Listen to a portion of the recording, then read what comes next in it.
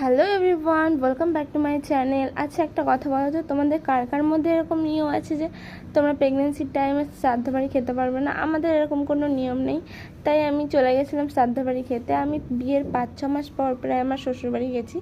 তো ওখানে আমাদের একটা নেমন্তন্ন ছিল, ওখানে আমরা খেয়ে দিয়ে বিকেলবেলার দিকে একটুখানি ঘুরতে গেছিলাম মাঠে, যেখানে আমাদের চাষ হচ্ছে কচুর গাঠি। আর কার কার তোমাদের ভাল লাগে কচুর গাঠি খেতে অবশ্যই কমেন্ট করে জানাবে। আর এখন দেখো, আমার বর এখন ওষুধ দেবে মাঠে, তার জন্য নেমে পড়েছে।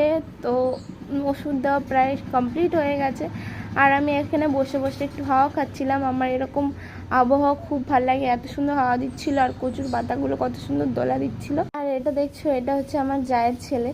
তো এখন অনেক দুষ্টুমি করে আমার সাথে। আগে এটা করতো না, আগে যখন আমার নতুন নতুন বিয়ে ছিল খুব লজ্জা পেত, এখন আস্তে আস্তে প্রচুর দুষ্টুমি করছে। তো তোমাদের আমার ভিডিও কেমন লাগে অবশ্যই কমেন্ট করে জানাবে, আর লাইক কমেন্ট